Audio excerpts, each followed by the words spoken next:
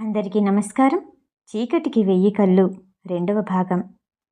Yugandhar phone మాట్లాడి receiver పెట్టేసి కుర్చీలో కూర్చున్నాడు. ఎవరు సార్? అడిగాడు అసిస్టెంట్ రాజు. ఎవరో చెప్పలేదు కానీ ఊహించొచ్చు. అతని పేరు జోగయ్య. ఓహో, ఏమంటారు? అన్నాడు అసిస్టెంట్. ఆ కథంతా చెప్తే గానీ నీకు అర్థం కాదు.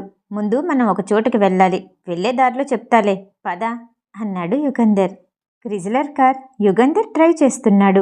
రాజు పక్కనే కూర్చున్నాడు. క్రితం రాత్రి జరిగిందంతా విపులంగా రాజుకి చెప్పాడు యుగంధర్. ఇంత జరిగిందా? ఇంతకీ జోగయ్య ఇప్పుడేమంటాడు సార్? అడిగాడు రాజు. నేను ఫూల్ అయ్యానంటున్నాడు. ఫూలా? ఎందుకని? అదే తెలుసుకోవాలి అంటూ యుగంధర్ అన్నామలైపురంలో ఒక ఇంటి ముందు కారు ఆపాడు. ఇదెవరిల్లు సార్? ఇంటిని చూస్తూ అడిగాడు రాజు. మొదట మనం వెళ్లాల్సిన ఇల్లు రామారావు ఇల్లు. కారు దిగి ఇద్దరు డిటెక్టివ్లు గేటు దగ్గరికి వెళ్లారు.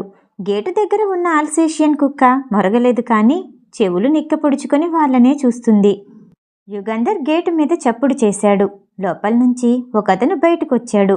నింపాదిగా గేటు దగ్గరకొచ్చి యుగంధర్ని రాజుని యగాదిగా చూశాడు. రామారావు గారిల్లు ఇదేనా? అడిగాడు యుగంధర్. అవును. ఆయన ఇంట్లో ఉన్నారా? ఉన్నారు, నిద్రపోతున్నారు అన్నాడు అతను. నువ్వేం చేస్తుంటావు ఇంట్లో? అడిగాడు యుగంధర్. డ్రైవర్ని. మరమ్మగారు? అమ్మగారి సంగతేంటి? ఇంట్లో ఉన్నారా? ఏమో అన్నాడు డ్రైవర్. అసలు ఇక్కడ ఉండటం లేదా? మళ్ళీ అడిగాడు యుగంధర్. దానికి కూడా డ్రైవర్ ఏమో అనే సమాధానం చెప్పాడు. యుగంధర్ జేబులో నుంచి ఓ 5 రూపాయల నోటు తీసి, నేను మంగళ మేనమామని అని అతనికి చూపించాడు. మంగళ ఎక్కడుంది తెలుసా నీకు? అన్నాడు యుగంధర్. ఆహా, నాకేమీ తెలీదు డ్రైవర్ అన్నాడు. చెప్తే ఇది నీది అంటూ యుగంధర్ ఆ 5 రూపాయల నోటుని ఎత్తి చూపించాడు. ఆ డ్రైవర్ ఒక క్షణం సందేహించినా చివరికి నిజమే చెప్పాడు. నుంగంబాకంలో ఉన్నారు. మరి అడ్రస్ ఏంటి? Raman street, number 190. థ్యాంక్స్ చెప్పి ఆ 5 రూపాయల నోట్ అతనికిచ్చి యుగంధర్ వెనక్కి తిరిగాడు. సరిగ్గా 15 నిమిషాల తర్వాత యుగంధర్ కార్ రామన్ స్ట్రీట్లో నెంబర్ 190 ఇంటి ముందు ఆగింది. గేటు తెరుచుకుని యుగంధర్, రాజు లోపలికి వెళ్లారు. తలుపుకి లోపల గడియ పెట్టుంది. యుగంధర్ తలుపు తట్టాడు. ఒక స్త్రీ వచ్చి తలుపు తీసింది. మంగళాదేవి గారిల్లు ఇదేనా? అడిగాడు యుగంధర్. ఆమె అవును అన్నట్టు తలూపింది. ఉన్నారా? కనుబొమ్మలు పైకంటూ అన్నాడు. మీరెవరు? అడిగిందామె. నా పేరు యుగంధర్. కూర్చోండి, చెప్తాను అని హాల్లో ఉన్న కుర్చీలు చూపించి ఆమె లోపలికి వెళ్ళింది. ఆమె వంట మనిషి అయ్యుంటుంది అనుకున్నాడు యుగంధర్. 5 నిమిషాల తర్వాత ఒక స్త్రీ హాల్లోకొచ్చింది. కత్తిరించిన జుట్టు, కొసలు ఉంగరాలు తిరిగి చుట్టలుగా వేలాడుతున్నాయి. చీర కొంగు మేలు ముసుగు వేసుకుంది. లేత నీలం రంగు జార్జెట్టు చీర కట్టుకుంది. బూడిద రంగు క్రేప్ జాకెట్ వేసుకుంది.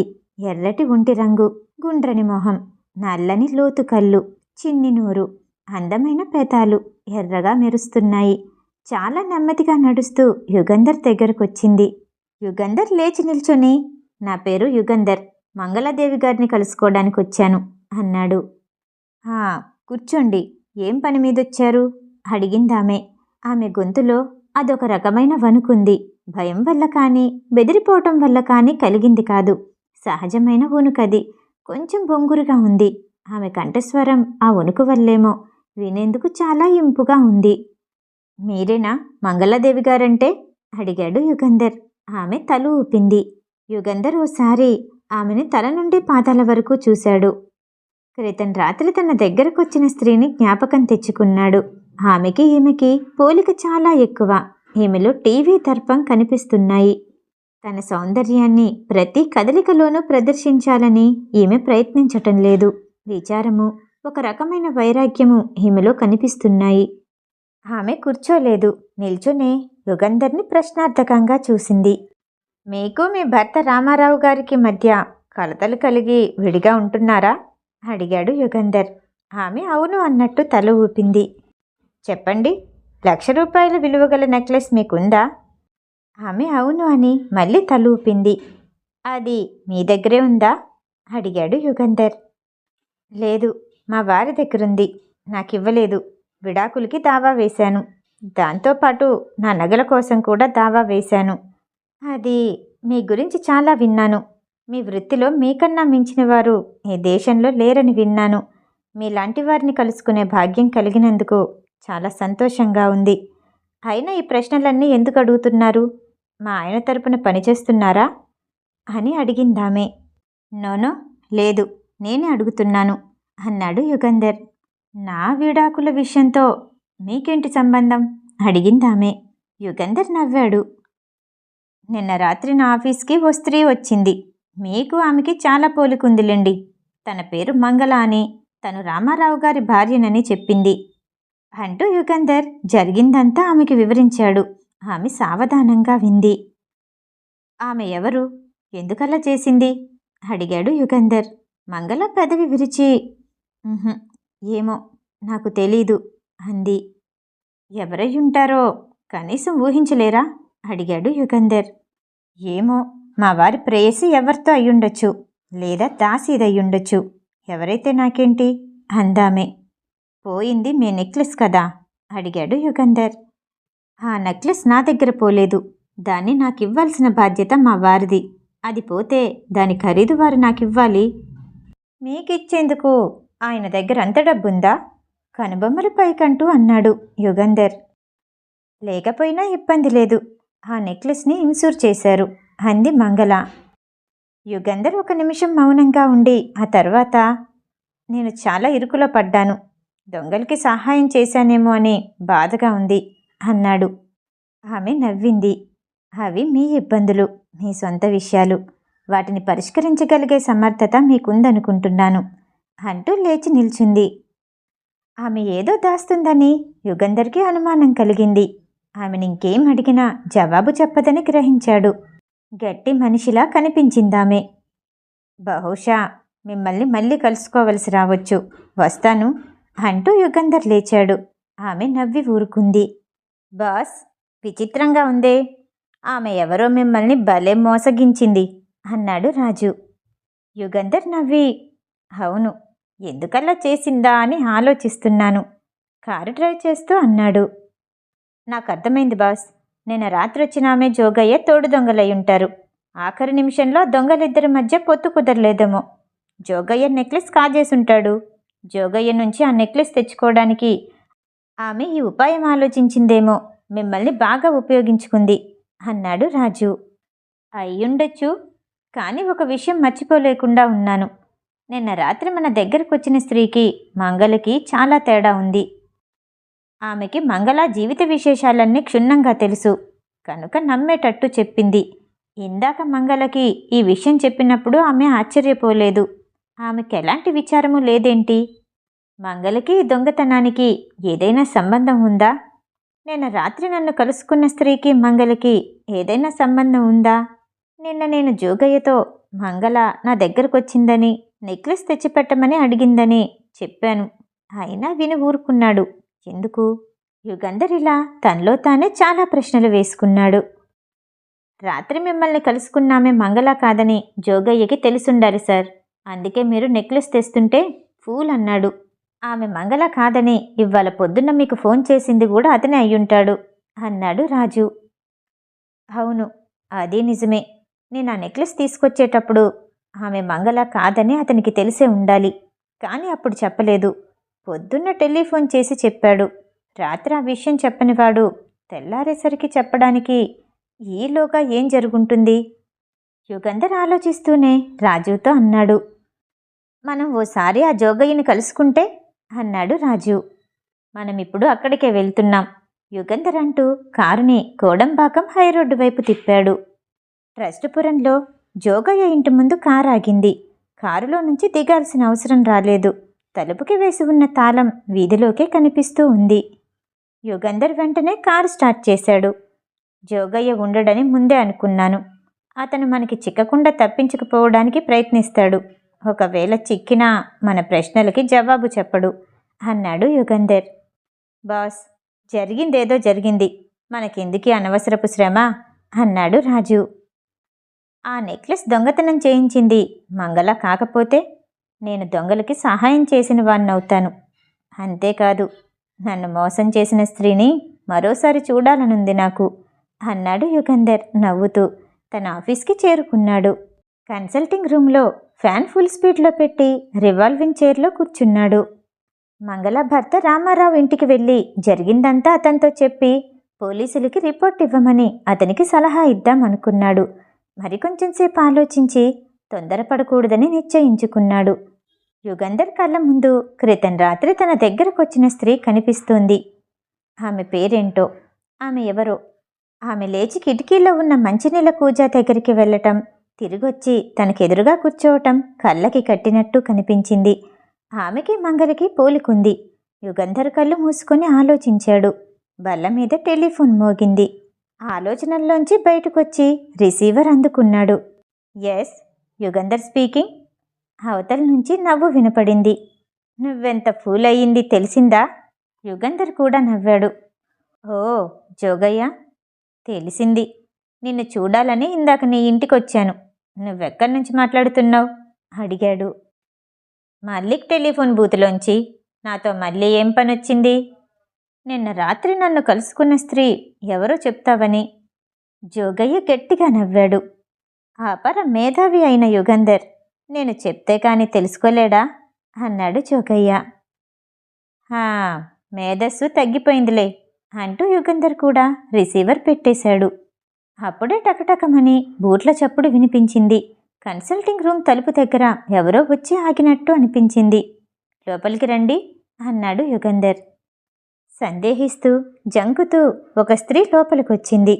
ఆమెని చూడగానే యుగంధర్కి కలిగిన ఆశ్చర్యానికి అంతులేదు.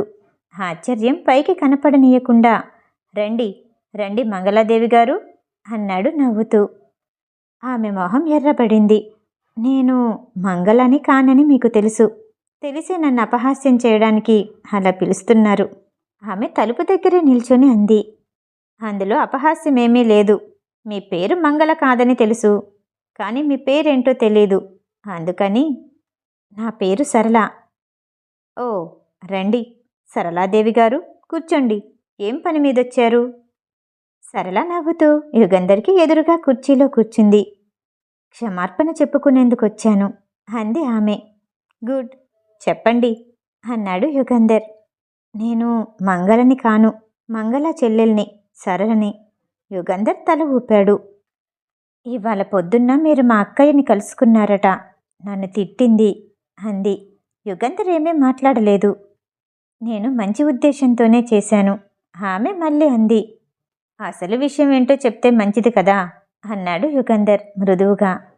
సరళ నవ్వింది. ఆమె నవ్వినప్పుడు అందమైన పళ్ళ వరుస తెల్లగా మెరిసింది. నిన్న రాత్రి మా అక్కయ్యని గురించి నేను చెప్పిందంతా నిజం. మా బావ అక్కయ్య విడిపోయారు. బావ అక్కయ్య నగలన్నీ దాచేసి ఒక్కటి కూడా ఇవ్వలేదు. అక్కయ్య విడిగా వెళ్ళిపోయిన తర్వాత జరిగిందంతా నాకు ఉత్తరం రాసింది. ఆ ఉత్తరంలోనే తన నెక్లెస్ విషయం రాస్తూ ఆ నెక్లెస్ ఒకటి తనకిచ్చినా చాలని, జీవితాంతం డబ్బు చిక్కు లేకుండా పోతుందని రాసింది. ఆ ఉత్తరం చూసుకుని నేను ఈ ఊరికొచ్చాను. ఈ ఊరు అంటున్నారు, మీరే ఊర్లో ఉంటారు అడిగాడు యుగంధర్. బెంగుళూరులో మా మామింట్లో ఉంటున్నాను. మా నాన్న అమ్మ నా చిన్నప్పుడే పోయారు. మామయ్య మమ్మల్ని పెంచాడు. అక్కయ్యకి పెళ్లి చేశాడు. బెంగళూరులో ఏం చేస్తున్నారు? చదువుకుంటున్నారా? లేదండి, చదువైపోయింది. బిఏ పాస్ అయ్యాను. సరే, ఈ ఊరొచ్చారు. వచ్చి అడిగాడు యుగంధర్. కోర్టులు కేసులు పడలేవు. సులభ మార్గంలోని బావ దగ్గర నుంచి తన నగలు సంపాదించే ఉపాయం ఆలోచిద్దామని అక్కయ్యకి చెప్పి చూశాను. వద్దంది.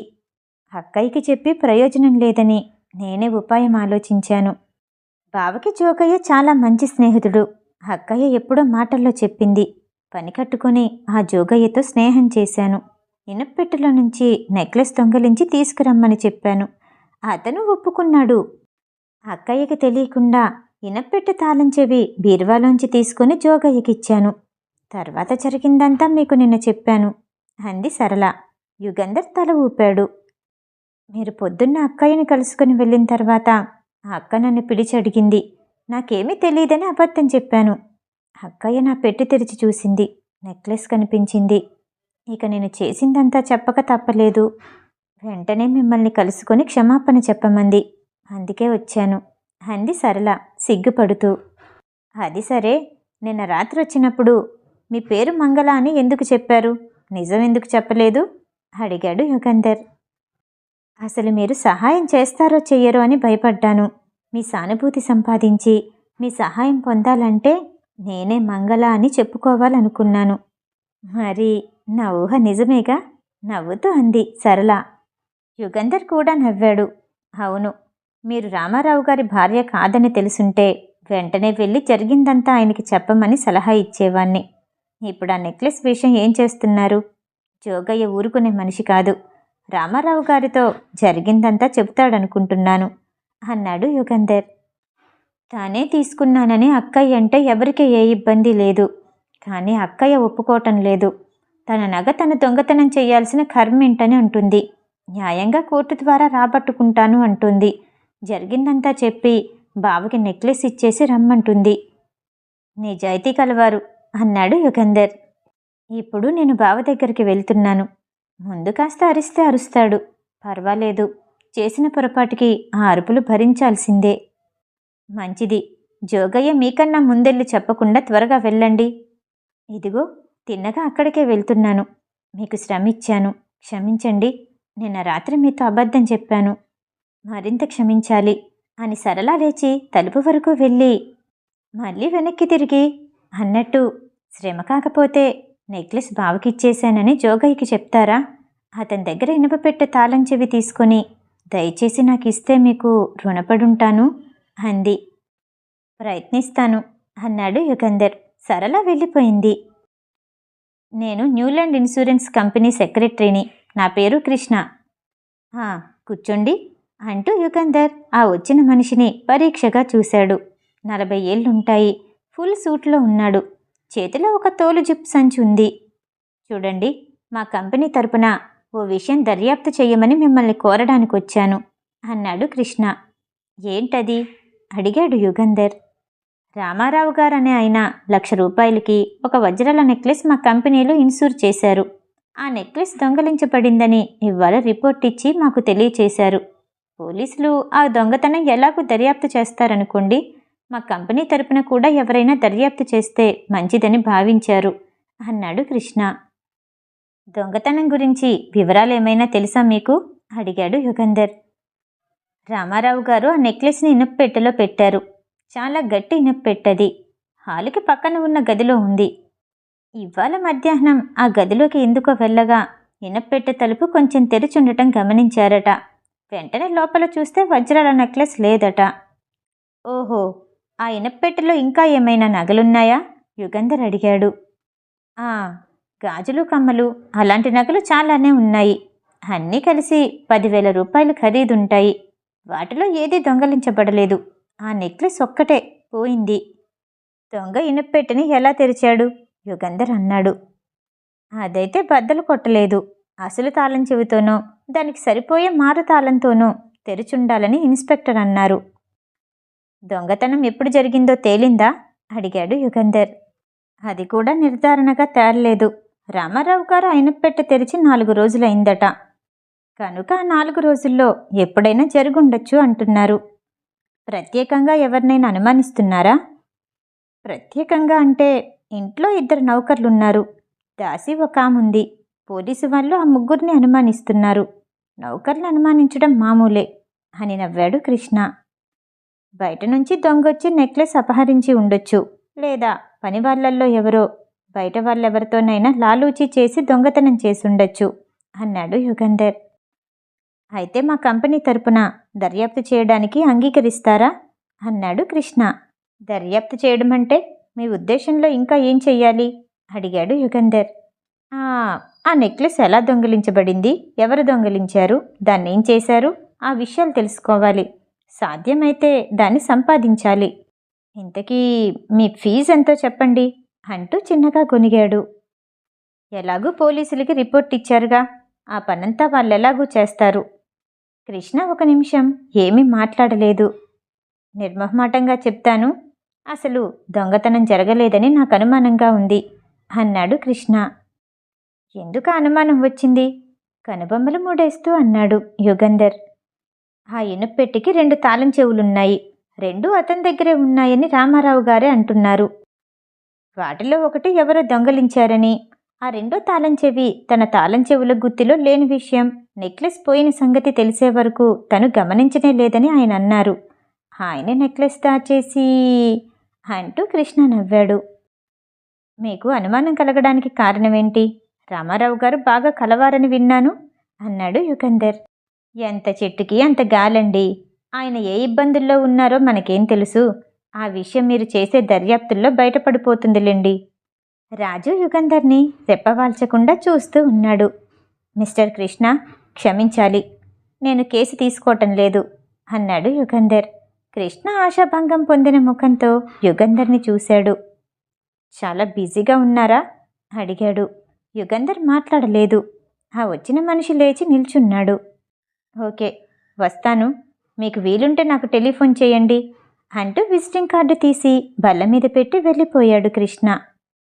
బాస్, చాలా విచిత్రంగా ఉందే ఈ నెక్లెస్ విషయం. నెక్లెస్ని తన బావకిస్తానని సరళ చెప్పింది కదూ, ఇవ్వలేదంటారా అడిగాడు రాజు. అదే నేను ఆలోచిస్తున్నాను. రామారావు నెక్లెస్ పోయిందని పోలీసులకి మధ్యాహ్నం రిపోర్ట్ ఇచ్చాడు. న్యాయానికి సరళ ఆ లోపే నెక్లెస్ రామారావుకి ఇచ్చుండాలి. అవును బాస్, మీరు ఇన్సూరెన్స్ కంపెనీ కేసెందుకు తీసుకోలేదు? మనకిప్పుడు వేరే కేసేమీ లేదుగా. సరళ గాని మంగళ గాని మన క్లయింట్ కాదు కదా అన్నాడు రాజు. అది నిజమే, కానీ వాళ్ళ రహస్యాలు బయటపెట్టే అధికారం మనకి లేదు. ఈ కేసు తీసుకుంటే మనకి తెలిసిన విషయాలు చెప్పాల్సి వస్తుంది. యుగంధర్ ఆలోచిస్తూ అన్నాడు. అయితే నౌకర్లలో ఎవరినైనా జైల్లో పెట్టినా, దొంగతనం జరిగిందని ఇన్సూరెన్స్ కంపెనీ రామారావుకి డబ్బిచ్చినా మనం చూస్తూ ఊరుకోగలమా అడిగాడు రాజు. అదే వచ్చిన చిక్కు. అందుకే ఏ క్లయింట్ తరపున కాకుండా మనకి మనమే ఈ కేసు దర్యాప్తు చేయాలి. నిర్దోషులకి అపచారం జరగకుండా చూసుకోవాలి. ఎవరూ నష్టపోకూడదు. జాగ్రత్త పడాలి రాజు.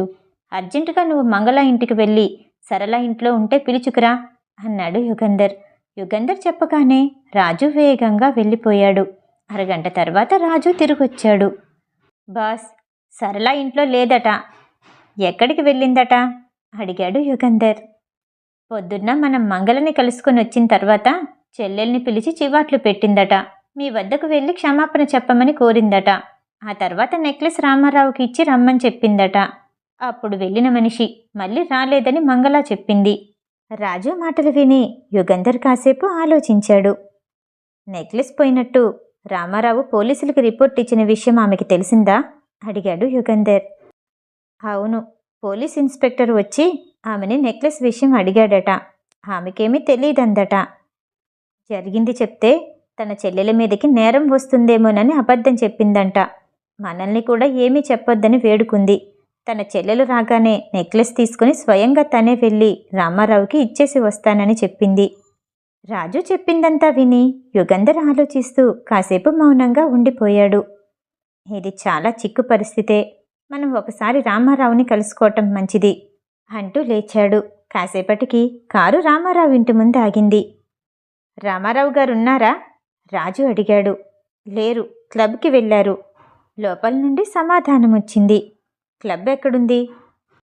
మౌంట్ రోడ్లో జెంటిల్మెన్స్ క్లబ్ చెప్పాడు నౌకర్. రాజు కారు దగ్గరకొచ్చి, బాస్, క్లబ్కి వెళ్ళి రామారావుని కలుసుకుందామా అని యుగంధర్ని అడిగాడు. 5 నిమిషాల్లో కారు క్లబ్ ముందాగింది. యుగంధర్, రాజు లోపలికి వెళ్ళి ఒకసారి క్లబ్ అంతా చుట్టూ చూశారు. ఒక మూల కొంతమంది పేకాడుకుంటూ ఉన్నారు. మరొక వైపు కొందరు బిలియర్డ్స్ ఆడుకుంటూ ఉన్నారు. ఒక నౌకర్ ఒక్కొక్కరికి దగ్గరికి వెళ్ళి పుస్తకంలో సంతకాలు పెట్టించుకుంటున్నాడు. యుగంధర్ ఆ నౌకర్ని పక్కకి పిలిచి, రామారావు గారున్నారా అని అడిగాడు. అతను క్లబ్ అంతా కలియ చూసి, ఇందాకిక్కడే ఉన్నారు సార్, క్యాంటీన్కి వెళ్ళారేమో అని వెళ్ళిపోయాడు. యుగంధర్, రాజు క్యాంటీన్ వైపు వెళ్ళారు. క్యాంటీన్లో అడుగు పెట్టారో లేదో యుగంధర్కి జోగయ్య కనిపించాడు. జోగయ్య యుగంధర్ని చూడలేదు. కాఫీ తాగుతూ ఎవరితోనో మాట్లాడుతూ ఉన్నాడు. అతని దగ్గరికి వెళ్ళి భుజం మీద చెయ్యి వేసి, హలో మిస్టర్ జోగయ్య అన్నాడు యుగంధర్. జోగయ్య ఉలిక్కిపడి వెనక్కి తిరిగి చూశాడు. అతని మొహంలో నెత్తురు చుక్క లేదు. పొద్దున్నే ఫోన్ చేసినందుకు చాలా థ్యాంక్స్ అన్నాడు యుగంధర్ నవ్వుతూ. జోగయ్య కంగారుగా, "ఆ, దానికేం పర్వాలేదులేండి. నాతో మాట్లాడడానికి వచ్చారా?" అంటూ లేచి నిల్చున్నాడు. యుగంధర్ మళ్ళీ నవ్వాడు. "ఆహా, లేదు, మీకోసం రాలేదు. ఆయన మీ స్నేహితుడు రామారావు గారనుకుంటాను. ఆయనతో మాట్లాడడానికి వచ్చాను" అన్నాడు. అంతవరకు తనకేమీ పట్టనట్టు కాఫీ కప్పు వైపు చూస్తున్న రామారావు యుగంధర్ వైపు తిరిగాడు. సన్నగా పొడుగ్గా ఉన్నాడు. పైకి దువ్వుకున్న పల్చని జుట్టులో అక్కడక్కడా నెరిసిన వెంట్రుకలు, పీక్కుపోయిన దవడలు, సిగరెట్టు వల్ల నల్లబడిన పెదాలు, కళ్ళ కింద గుంటలు, ఎర్రని ఒంటి రంగు, తీక్షణమైన చూపు. మనిషి వికృతంగానూ లేడు, అందమైనవాడు కాడు. ఒక్కసారి చూస్తే ఆ మొహాన్ని ఓ పట్టాన ఎవరూ మర్చిపోలేరు. "మీరెవరు?" రామారావు చేతికున్న బంగారు రిస్ట్ వాచ్ని సరిచేసుకుంటూ అడిగాడు. "నా పేరు యుగంధర్.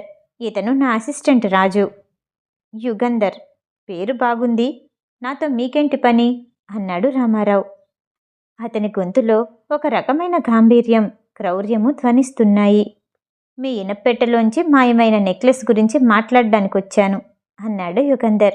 రామారావు యుగంధర్ని పైనుంచి కింద వరకు ఒకసారి చూశాడు. "నెక్లెస్ గురించా? ఏం మాట్లాడాలి?" అడిగాడు. "పోలీసులకి మీరిచ్చిన రిపోర్ట్ ఉపసంహరించుకోవటం మంచిదనుకుంటున్నాను." యుగంధర్ ఆ మాట అంటూ ఉండగా జోగయ్య లేచి, ఇప్పుడే వస్తాను" అంటూ వెళ్ళిపోయాడు. యుగంధర్ రాజును చూసి కళ్ళతో సైగ చేశాడు. రాజు జోగయ్య వెంట వెళ్ళాడు. "మీ ఇనప్పెట్టె రెండో తాళం చెవి ఎక్కడుందో మీకు తెలుసా?" అడిగాడు యుగంధర్. అతను తెలీదు అన్నట్టు తల ఊపాడు. "మీ భార్య మంగళ మీ ఇంట్లో నుంచి వెళ్ళేటప్పుడు తీసుకుని వెళ్ళింది. కాబట్టి ఆమె మీ ఇనప్పెట్టె తెరిచి ఆ నెక్లెస్ తీసుకుని ఉండొచ్చు." "అలా సాధ్యం కాదు. ఆమె నా ఇంట్లో అడుగు పెట్టలేదు" అన్నాడు రామారావు. "అయితే ఎవరి చేతికైనా తాళం చెవిచ్చి ఇనుప్పెట్టె తెరిచి నెక్లెస్ తీసుకురమ్మని చెప్పుండొచ్చు" యుగంధర్ అన్నాడు. "అయితే అది ఖచ్చితంగా దొంగతనమే. నా ఇంటికొచ్చి నా ఇనప్పెట్టె తెరిచి నెక్లెస్ తీసుకెళ్లటం దొంగతనం కాక ఏమవుతుంది?" రామారావు కోపంగా అన్నాడు. "ఆ మనిషి మీ భార్య ప్రతినిధిగా వస్తే?" యుగంధర్ రెట్టించడిగాడు. "అయినా అది నా ఇల్లు." "అయ్యుండొచ్చు. మీ భార్యకి మీరు విడాకులివ్వలేదు. అది ఆమె ఇల్లు కూడా అవుతుంది. ఆమె చెప్పినట్టు ఎవరైనా నెక్లెస్ తీసుకెళ్తే అది నేరం ఎందుకు అవుతుంది? ఆ నెక్లెస్ మీ భార్యది. ఆమె ఇంటిలో ఇనప్పెట్టెలో నుంచి నెక్లెస్ తీసుకురమ్మని ఇనప్పెట్టె తాళం చెవిచ్చి పంపింది. కనుక ఆ మనిషి దొంగతనం చేయలేదు. మీ భార్య కూడా దొంగతనం చేయలేదు. తన నగ తన ఇంటిలో నుంచి తెప్పించుకుంది." అదంతా విన్న రామారావు, "అది నా ఇల్లు, ఆమె ఇల్లు కాదు. ఆమె వేరే ఇంట్లో ఉంటుంది." రామారావు గట్టిగా అన్నాడు. "ఇన్సూరెన్స్ కంపెనీ వారికి ఈ విషయాలన్నీ తెలిసాయనుకోండి. ఇదంతా లాలూచీగా వాళ్ళు భావిస్తారు. ఇన్సూరెన్స్ డబ్బు సంపాదించేందుకు మీరు దొంగతనం చేసినట్లు అబద్ధం చెప్పారంటారు. అది చాలా పెద్ద నేరం" అన్నాడు యుగంధర్. "చూడండి యుగంధర్ గారు, మా గొడవలతో మీకేం సంబంధం ఉందో నాకు దయచేసి చెప్పండి" కోపంగా అన్నాడు రామారావు. "ఆ అమాయకులు అన్యాయంగా నిందించబడితే నేను ఊరుకోను" అన్నాడు యుగంధర్. రామారావు కాసేపు ఆలోచించాడు. "ఆ మంగళ దగ్గరే నిజంగా నెక్లెస్ ఉంటే నోరు మూసుకొని ఊరుకోమ్మని చెప్పండి. ఈ నెక్లెస్ గురించి మీకు తెలిసిన విషయాలు హాయిగా మర్చిపోండి. అలా మర్చిపోగలిగితే మీకు 1000 రూపాయలు ఇస్తాను" అన్నాడు రామారావు. "అంత సులభంగా నేనేది మర్చిపోలేనులేండి" యుగంధర్ నవ్వుతూ అన్నాడు. "అయితే మీరు మర్చిపోవడానికి ఎంత కావాలో చెప్పండి." రామారావు తిరిగి నవ్వాడు. "నేను మర్చిపోవాలంటే పోలీసులకు ఇచ్చిన రిపోర్టు ఉపసంహరించుకోవాలి. అప్పుడు నేను మర్చిపోతాను." రామారావు యుగంధర్ని కోపంగా చూశాడు. "ఇదంతా నిజమని నేనెలా నమ్మాలి? నిజంగా మంగళ దగ్గర నెక్లెస్ ఉంటే నాకొకసారి తెచ్చి చూపించండి" అన్నాడు రామారావు. రామారావు అలా అడుగుతాడని యుగంధర్కి ముందే తెలుసు. దానికి జవాబు చెప్పలేదు. లేచి వెళ్ళిపోయాడు. వెళ్ళేటప్పుడు వెనకాల నవ్వుతున్న రామారావు గొంతు గట్టిగా వినిపించింది. యుగంధర్ బయటకొచ్చేసరికి కారు దగ్గర రాజు జోగయ్య కారు తలుపు కానుకొని సిగరెట్లు కాలుస్తున్నారు. యుగంధర్ని చూసి జోగయ్య ముందుకొచ్చాడు. జోగయ్య భుజం మీద చెయ్యి వేసి, "జోగయ్య, అన్నట్టు మర్చిపోయాను. నేను నువ్వు ఇనప్పెట్టె తాళం చెవి ఇవ్వనే లేదు అన్నాడు యుగంధర్. అవునవును, ఇప్పుడు కూడా ఇవ్వను. అయినా అది మీకెందుకు అన్నాడు జోగయ్య. అది కూడా నీ మంచి కోసమే. పొద్దున్నే సరళ నెక్లెస్ రామారావుకి ఇవ్వడానికి వెళ్ళింది. ఒకవేళ అలాగే గనక జరిగితే నువ్వు అదే అదనుగా తీసుకొని ఖచ్చితంగా దొంగిలించే అవకాశం ఉంది అన్నాడు యుగంధర్. సరళ నెక్లెస్ ఇచ్చుంటే రామారావు దాన్ని ఇనప్పెట్టెలో పెట్టుంటే రెండూ బావుండేది. ఆ 2 పనులు జరగలేదు. పొద్దున్నుంచి నేను ఆయనతోనే ఉన్నాను, నాకన్నీ తెలుసు అన్నాడు జోగయ్య. నువ్వు తెలివైన వాడివనుకుంటున్నావు, కానీ ఏం ప్రయోజనం లేదు. నీకు రాగి కాని కూడా ముట్టదు. జైలే నీకు గతి అంటూ యుగంధర్ కారెక్కాడు. ఆ రాత్రి యుగంధర్కి ఫోన్ వచ్చింది. మీరు నాకు సహాయం చెయ్యాలి, నా చెల్లెలు సరళ కనిపించడం లేదు అంటూ మంగళ గొంతు వినిపించింది. యుగంధర్ కనుబొమ్మలు చిట్లించాడు. చేతి గడియారం చూసుకున్నాడు. రాత్రి 10 గంటలైంది. ఇవాళ పొద్దున్నుంచి కనిపించటం లేదు, అంతేనా? యుగంధర్ చాలా మామూలుగా అన్నాడు. మామూలు పరిస్థితులైతే నేను కంగారు పడేదాన్ని కాదు, కానీ ఉదయాన్నే పొద్దుట 1,00,000 రూపాయలు విలువ చేసే వజ్రాల నెక్లెస్ తీసుకెళ్ళింది. మిమ్మల్ని కలుసుకొని మీకు క్షమాపణలు చెప్పమని చెప్పాను. ఇవాళ మధ్యాహ్నం మా వారు నెక్లెస్ కనిపించలేదని పోలీసులకి రిపోర్ట్ ఇచ్చారు. అంటే సరళ మా వారింటికి వెళ్ళలేదు కంగారు పడుతూ అంది మంగళ. మీరేమీ కంగారు పడకండి, ఆవిడేమి చిన్నపిల్ల కాదు, వచ్చేస్తుంది అన్నాడు యుగంధర్. యుగంధర్ గారు, సరళ పెంకిపిల్ల, ధైర్యశాలి కూడా, కానీ అవివేకురాలు, లౌకికం తక్కువ, సులభంగా చిక్కుల్లో పడుతుంది. అది నాకు భయంగా ఉంది అంది మంగళ. యుగంధర్ 1 నిమిషం ఆలోచించి, సరే, నా అసిస్టెంట్ రాజుని మీ ఇంటి దగ్గరికి పంపిస్తాను, అతను అడిగే ప్రశ్నలకి సమాధానం చెప్పండి అంటూ రిసీవర్ పెట్టేశాడు.